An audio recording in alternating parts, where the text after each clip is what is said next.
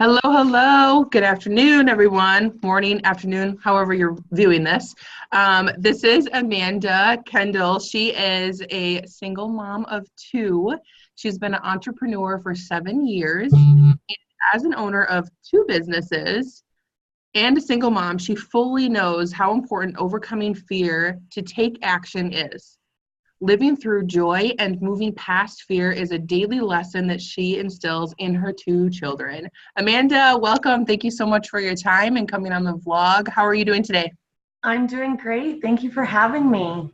Yeah, absolutely. I'm so excited to get to have you share more about who you are. And just a fun fact that I met Amanda in one of the funnest situations ever. We were on a cruise together. And was it your first cruise or no? No, it was my second. Okay, it was my first cruise, and meeting you was amazing. Super fun to get to talk to you and your mom on there, and I just love that. That's how we got to meet in a fun situation like that. And Yeah, it was now, awesome. learning more about you, I'm just so excited to have you share more about yourself. So go ahead and tell us something interesting about you and your life. Something interesting. That question's always struck me as odd. I don't know why.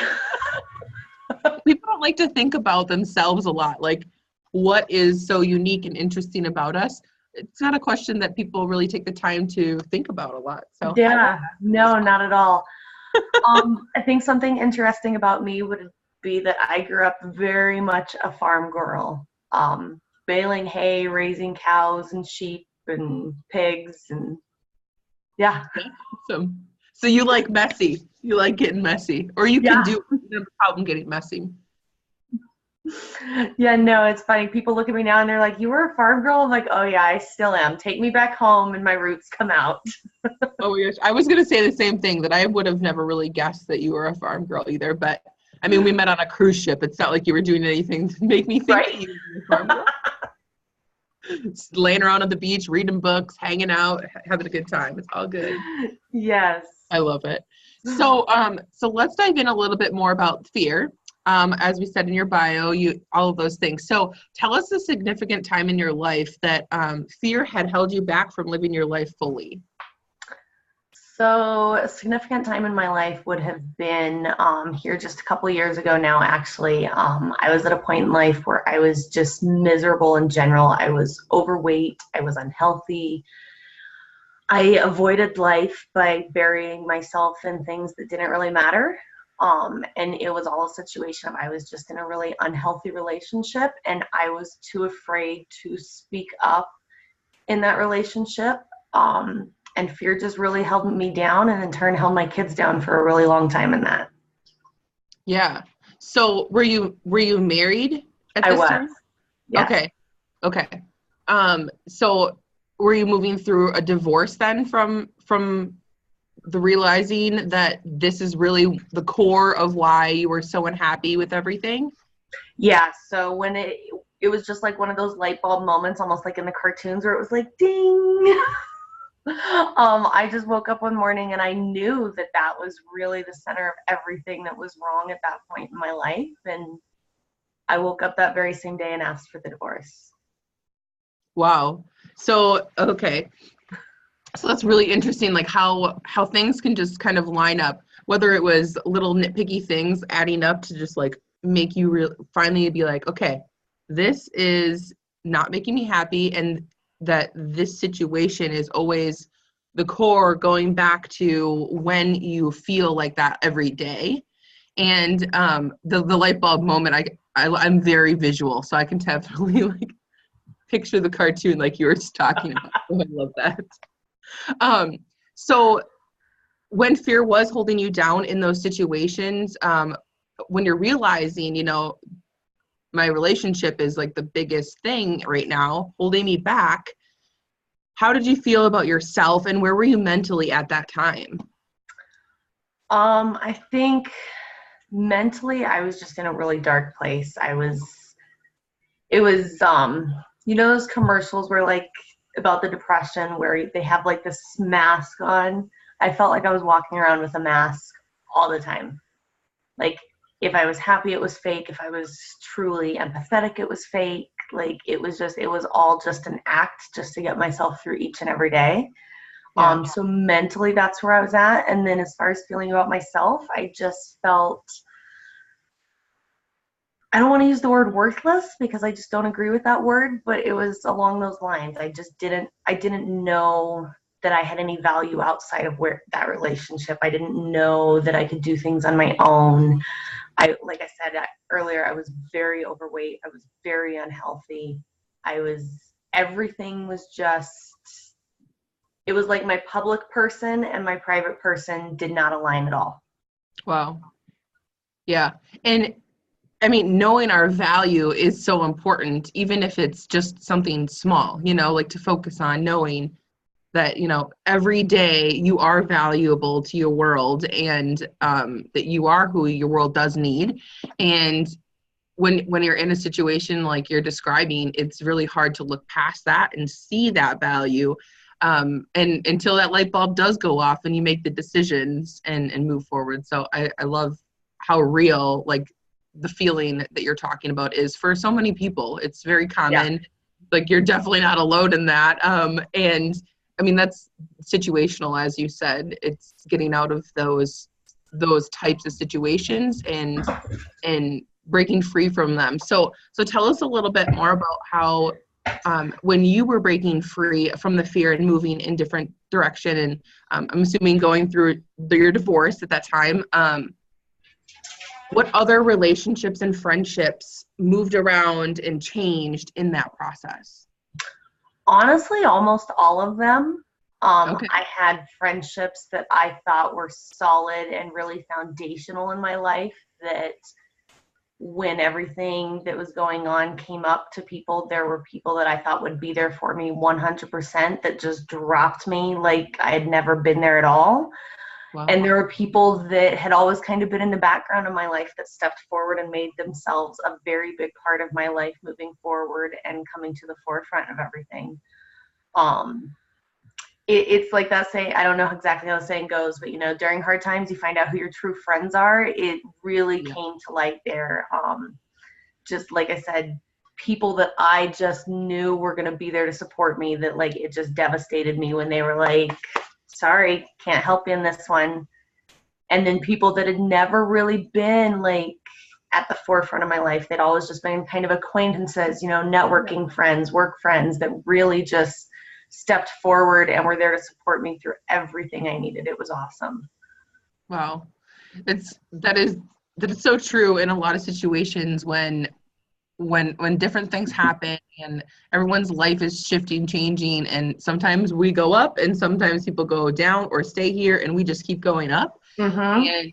And the fact that the right people stepped up into who you needed at the right time is amazing, because the support systems when you're moving through your fears and making big changes like a divorce, like that's huge. You have 2 children. Do you have 2 boys, right?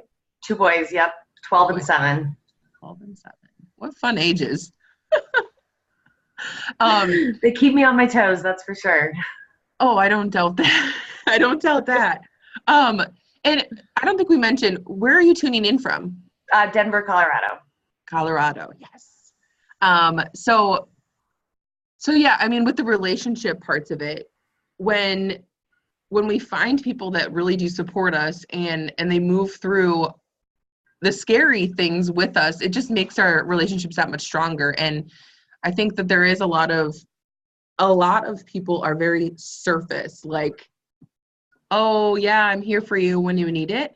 It's very few and far that people these days will pick up a phone and actually call you to hear how you actually are, instead of typing like, hey, how are you?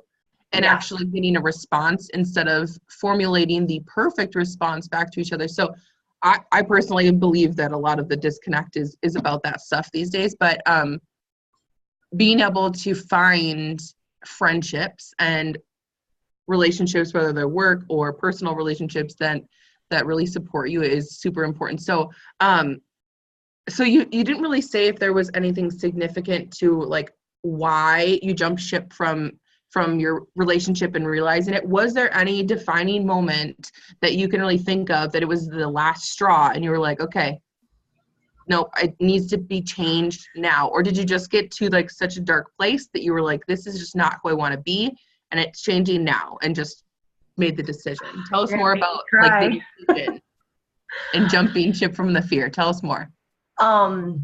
For me, the real defining moment was my oldest son looked me in the eye one day, and my youngest asked if we'd go do something, and my oldest looked at me and he goes, "Mommy doesn't do those things anymore."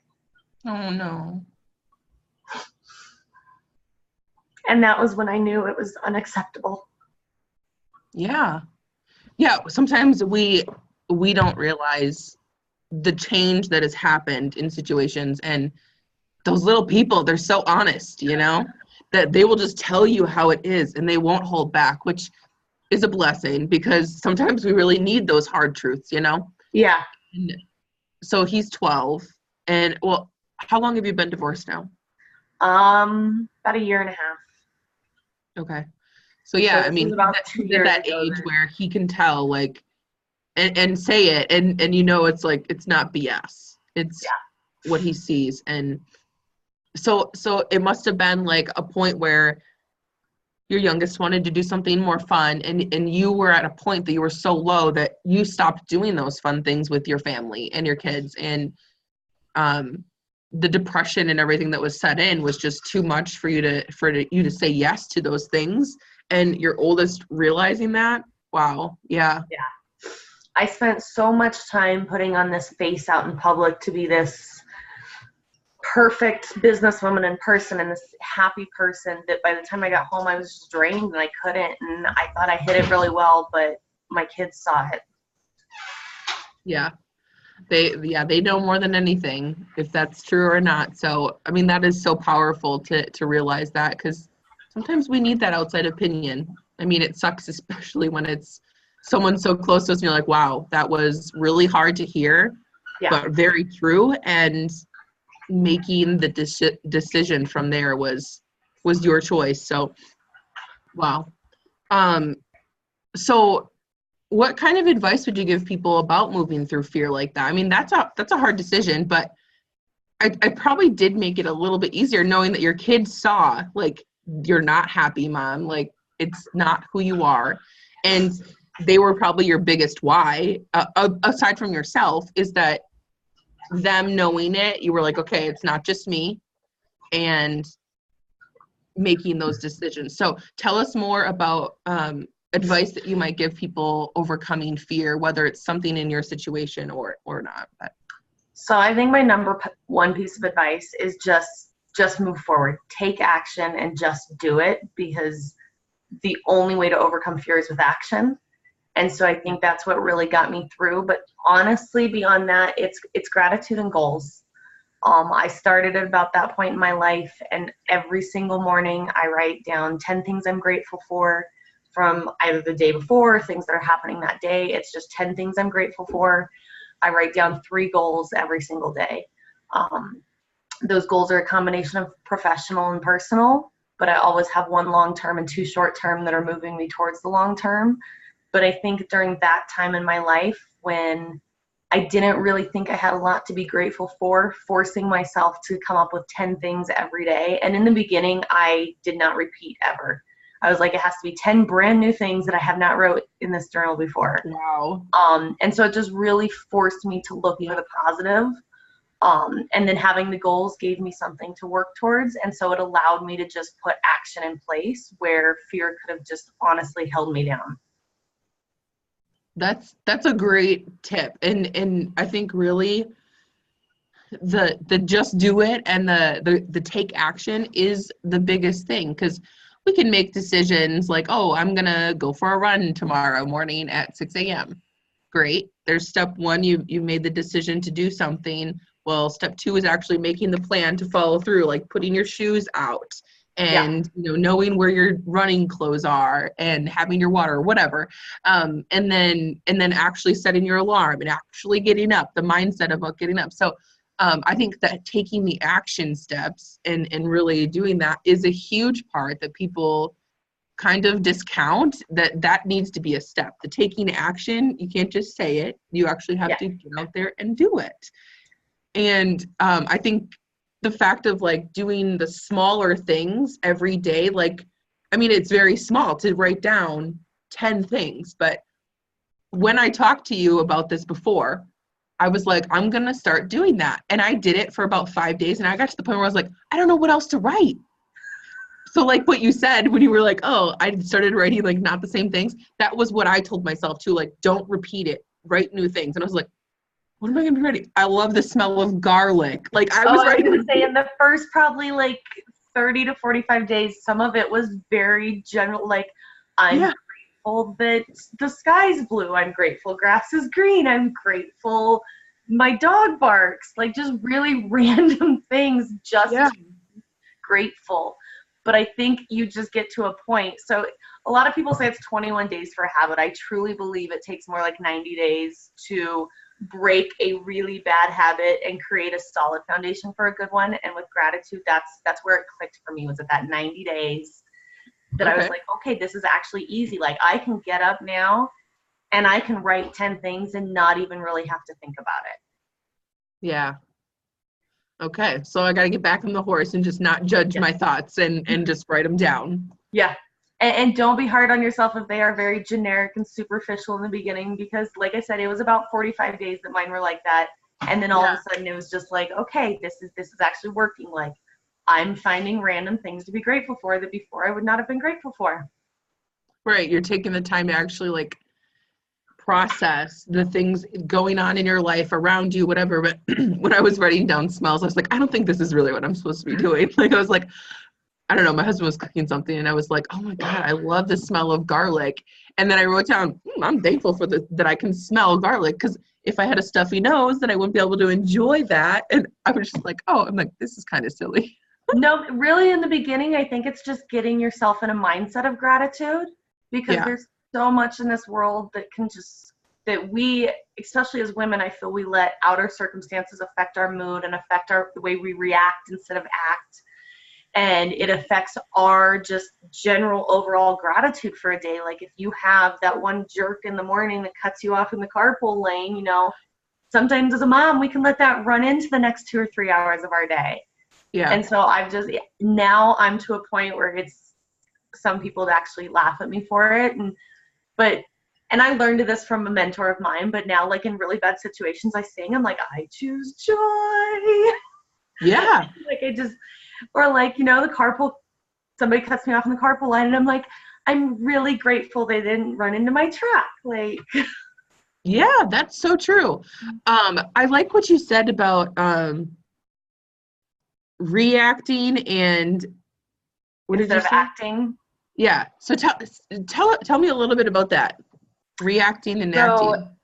I try to make it a point to act instead of to react to situations, because when I'm reacting to something, I am taking an outer circumstance and I'm responding to it in the way that's expected of me, or in a way that is not necessarily authentic to me. And so I always try to take a moment when something happens and I want to like instantly react to it. I always try to take a moment and think through like, okay, am I reacting because this is truly, or am I acting on this because this is truly how I feel, or am I reacting to an outside circumstance that's going to control the way I speak, act, or do something right now?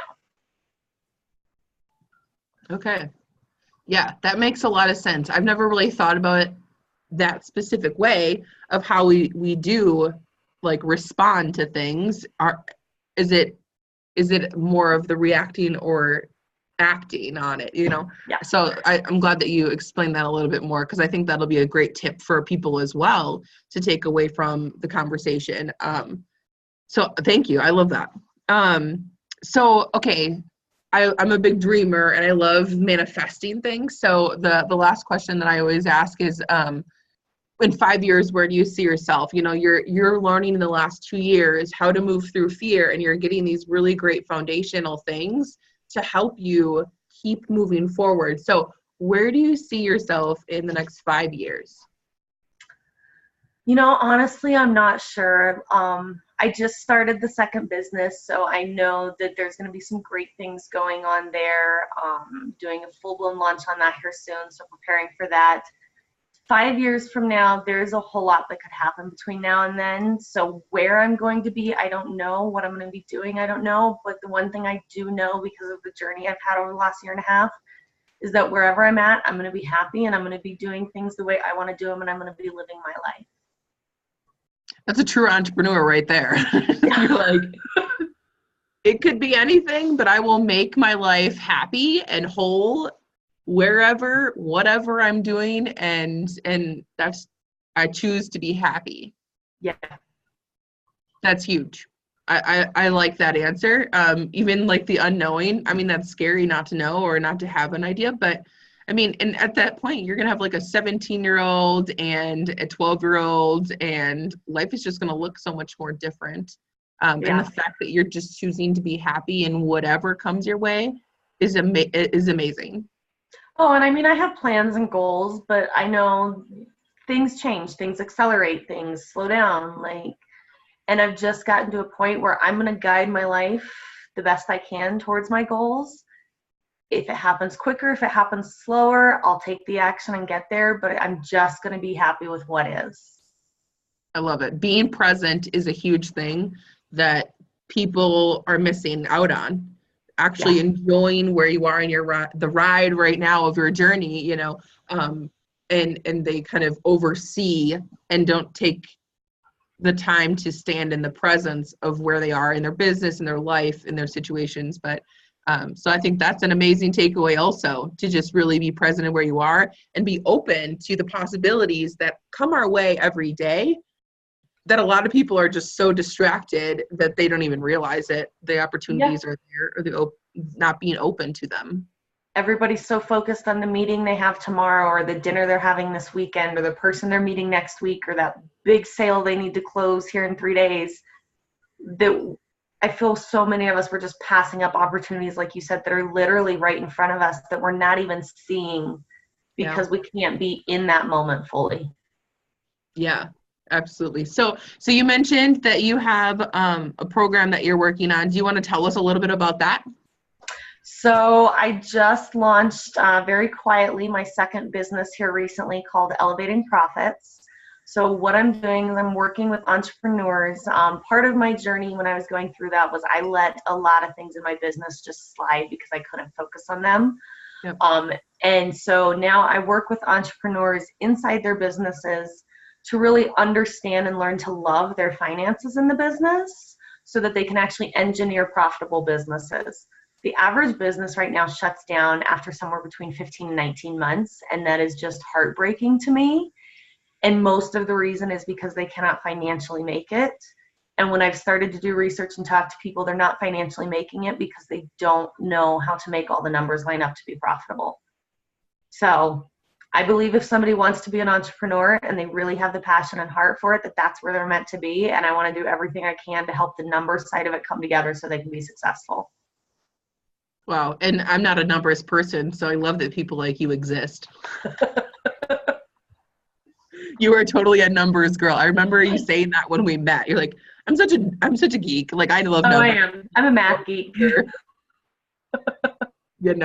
That's like the total opposite of me. So one of my favorite shirts I have says, "A day without math would be like," just kidding. I don't know.